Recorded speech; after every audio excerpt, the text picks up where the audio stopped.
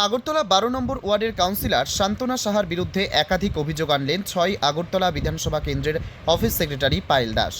আগরতলায় এক সাংবাদিক সম্মেলন করে ৬ আগরতলা বিধানসভা কেন্দ্রের অফিস সেক্রেটারি পায়েল দাস আগরতলা ১২ নম্বর ওয়ার্ডের কাউন্সিলর সান্ত্বনা সাহার বিরুদ্ধে একরাশ ক্ষোভ উগরে দিয়ে তিনি বললেন, আমি Payel Das, Tripura state transgender board member এবং অফিস সম্পাদিকা। গত ২৩শে অগাস্ট ২০২৪ ৬ নম্বর আগরতলা বিজেপি মণ্ডল ওনার সাথে একটি নিন্দাজনক ঘটনা সংঘটিত করে। ৭০ জন সাক্ষী ওনার সাথে রয়েছে এবং তিনি আইনি পদক্ষেপ নেওয়ার পর বিজেপি দলের তরফ থেকে ওনাকে আশ্বাস দেওয়া হয়েছিল শান্ত থাকার জন্য, এবং যিনি এই ন্যাক্কারজনক ঘটনাটা করেছেন কাউন্সিলর সান্ত্বনা সাহা, তিনি ওই সময় থেকে এখন পর্যন্ত পায়েল দাসকে দিনের পর দিন মিথ্যে বদনাম এবং অপপ্রচার করে প্রাণে মেরে দেওয়ার হুমকি দিয়ে যাচ্ছে।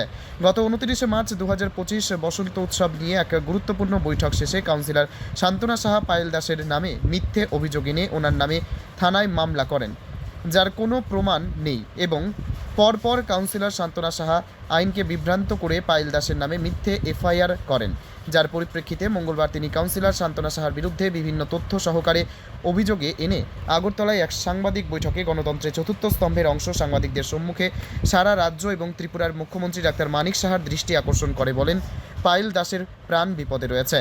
নিজের সুরক্ষার জন্য মুখ্যমন্ত্রী ডাক্তার মানিক সাহা যেন বিষয়টি অত্যন্ত গুরুত্ব সহকারে দেখেন। ত্রিপুরা থেকে ক্যামেরায় গৌরাঙ্গ দাসের সাথে বিক্রম কর্মকারের report, crime press Bengal news. ২৩ August ২০২৪ একটা ঘটনা হয়েছিল বন্যা পরিস্থিতি নিয়ে। সেইখানে অ্যাকচুয়ালি ত্রাণ কিনি দল এবং আমাদের মণ্ডল স্তরের যে কিছু রাধানগর, এটা আমার ১ নম্বর আবাসন পূর্ব বস্তি ধরা হয়, ওইখানের যে ত্রাণ শিবিরটা ছিল সেখানে আমি দেখেছি কিছু ওইখানে নিম্নমানের খাদ্য এবং অন্যান্য কিছু বিষয় নিয়ে আমি বলেছিলাম যে সরকার যেহেতু এত কিছু দিচ্ছে, তাহলে কেন মানুষের ঘর বাড়ি সব কিছু বিচ্ছিন্ন? এই জায়গায় দাঁড়িয়ে মানুষকে যদি একটু সঠিক খাবার না দেওয়া হয় সঠিকভাবে, তাও মেনে নিলাম যে ওই সময় সেরকম পরিস্থিতি না, সেগুলো মেনে নিয়েছি দীর্ঘ সময়। আমি আপনাকে আরেকটি জিনিস, মেইন সূত্রপাতটা আমি একটু বলি আপনাকে। দেখুন, ১২/১/২০২৫ আমার এই এলাকাতে একটা নেশার খুব বাজে পরিস্থিতি, ইউথ জেনারেশন দিন বা দিন নষ্ট হচ্ছে, ধ্বংসের পথে। আমি ১/১২/২০২৪ আমি পশ্চিম থানায় একটা লিখিত অভিযোগ দায়ের করি যেন এই এলাকা থেকে নেশামুক্ত করা হয়, এবং আমি শুনেছি ওনার নেতৃত্বে এলাকা থেকে যারা নেশা কারবারি আছে তাদের থেকে পয়সা উনি তুলে। এটা আমি প্রথম ঘটনাতে কর্পোরেটর সান্ত্বনা সাহা, এবং আমি এই কমপ্লেনটা করার সাহা এই কমপ্লেনটা করার পর উনি আমাকে ৩ দিন পর ডেকেছে। ১/১২/২০২৪ আমি এই কমপ্লেনটা করেছি। উনি আমাকে বলল, তারা তাদের মতো করে যা কিছু করো, তুমি মেয়ে মানুষ, এই সবে তুমি কেন করছো? তারপর আমাকে বললো যে আমাকে উনি দরকার হলে হাত খরচার জন্য ১০,০০০ টাকা করে দেবে, যেটা আমি প্রথম ঘটনার সময় আমি মিডিয়াকে ক্লিয়ার করেছি, এবং সবটাই মানে সঠিক, যার জন্য উনি কোনো প্রতিক্রিয়া দেয়নি ওই সময়, আজ থেকে ৭ মাস আগে। তো তারপর থেকে উনি আমার পেছনে লেগে আছে আমাকে বদনাম করার, এবং ২৩ ইলেকশনের পর থেকে আমার এই এলাকা থেকে তোলাবাজি, নেশার, এটা ১২ নম্বর ওয়ার্ড, ওই সবকে আমি টোটালি ভাবে কোনো রকম তোলাবাজি যেন না হয় আমার এই ওয়ার্ডের অন্তর্গত, কোনো রকম দুর্নীতি যেন না হয়, কোনো ব্যক্তির উপর যেন কোনো অত্যাচার না হয়, সেই দিকটাকে আমি গুরুত্বপূর্ণ দেখি এবং দেখছি এই পর্যন্ত। সেইটা হয়তো ওনার হজম হয়নি ব্যাপারটা, তাই উনি মানুষের মধ্যে বিভ্রান্তি সৃষ্টি করে এই পরিকল্পনা করে কিছু দুষ্কৃতী মাফিয়া নিয়ে এই ঘটনাটা ওই দিন সংগঠিত করেছে। সেইটাকে নিয়ে আমি এফআইআর করেছিলাম ২৫ তারিখ মেবি, ২৫ আগস্ট ২০২৪ আমি এফআইআরটা করেছি। আপনাকে মারধর করা হয়েছিল? আপনাকে? হ্যাঁ, আমাকে মারা হয়েছে, তাও ওইখানে কম ১০০ জন লোক ছিল সবার সামনে।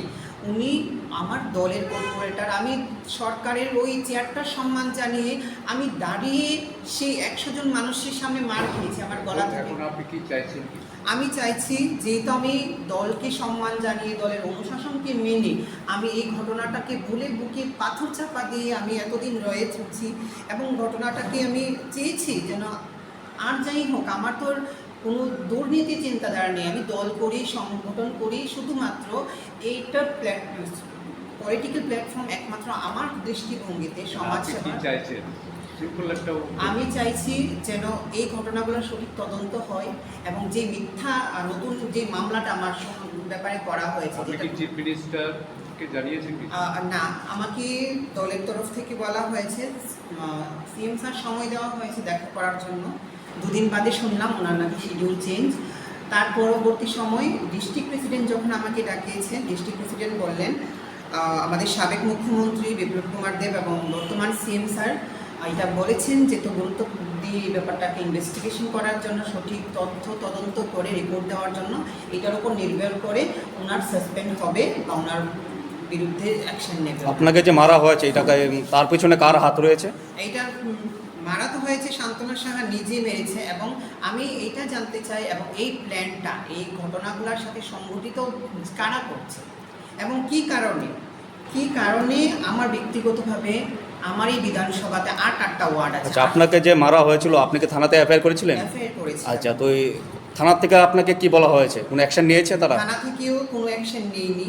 প্রথম তো এফআইআরই রাখতে চাইনি, তার পরবর্তী সময় আমি আমার মিডিয়া ভাইদের খবর দিই, মিডিয়ার সাহায্যে মিডিয়াদের মাধ্যমে ওনাদের ভালোবাসার সাপোর্টের মাধ্যমে আমি এফআইআরটা রিসিভে জমা করতে পারি, কিন্তু এটার কোনো সুস্থ তদন্ত হয় না। 86 জন লোকে যে চক্ষু দেখা প্রমাণ সেটাকেও ধামাচাপা দিয়ে রাখা হয়েছে।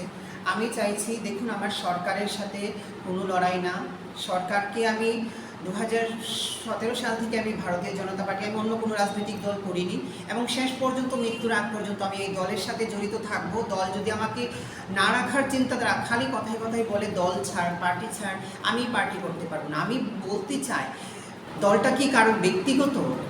দলটা তো কারণ ব্যক্তিগত না। আমার গণতান্ত্রিক অধিকার রয়েছে, আমি যে কোনো আমার সিদ্ধান্ত অনুযায়ী কাজ করতে পারবো। Right to equality, speech and expression আমার অধিকার রয়েছে বলার, দেখার। তো আমি শুধু এইটুকুই বলতে চাই যেন এই ঘটনাগুলো যেন পুনরাবৃত্তি না হয়, রাজ্যের মুখ্যমন্ত্রী যেন এই ঘটনাগুলার দৃষ্টি আকর্ষণ করে এবং আরও বহু ঘটনা, বহু তথ্য রয়েছে যেগুলো আমি মিডিয়ার মাধ্যমে তুলে ধরতে চাই না। আমি চাইছি রাজ্যের মুখ্যমন্ত্রীর যেন এই ঘটনাকে গুরুত্ব দেয় এবং আমি সরাসরি যেন স্যারের কাছে সমস্ত কিছু তুলে ধরতে পারি। আপনার পরিচয়টা? আমি পায়েল দাস, 6 আগরতলার মণ্ডলের অফিস সম্পাদিকা এবং ত্রিপুরা ট্রান্সজেন্ডার ওয়েলফেয়ার বোর্ডের আমি স্টেট বোর্ড মেম্বার।